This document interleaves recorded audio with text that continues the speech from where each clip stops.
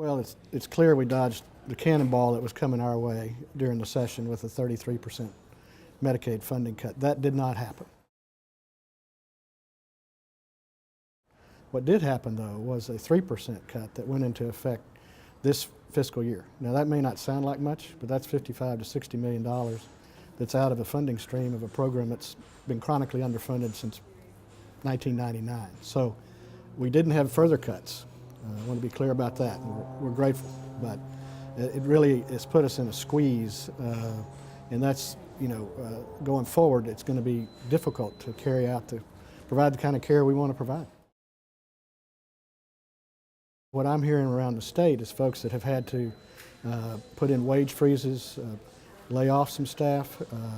They've deferred maintenance that's not critical to patient care. They've stopped remodeling projects.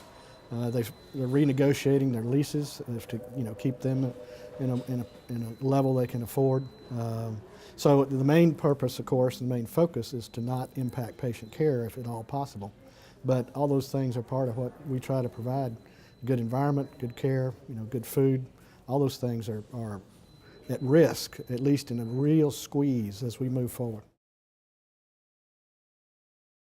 I think as we move along, there's a couple other things that are difficult for us to deal with. For example, Medicaid, in the average nursing home, Medicaid provides the funding for the care for about 65 to 70% of the folks in an average nursing home. Medicare provides the funding for another 15 to 20%. The federal CMS has will go into effect October 1, an 11% reduction to the Medicare funding. Texas, that's $234 million.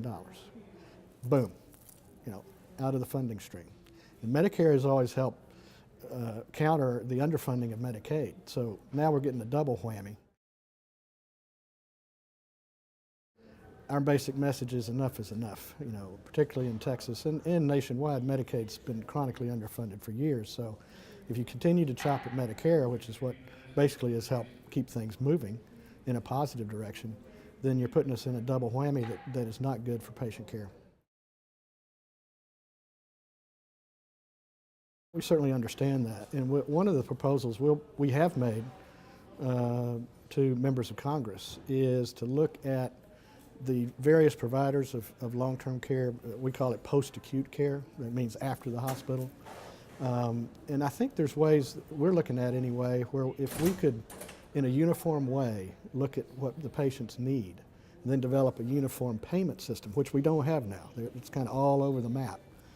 We think we could save significant money. So that's one thing we have proposed, because we recognize the political situation we're in and folks having to make hard choices. So we've put that on the table, and our estimates are $15 to $20 billion in savings over the next several years. So it's not insignificant.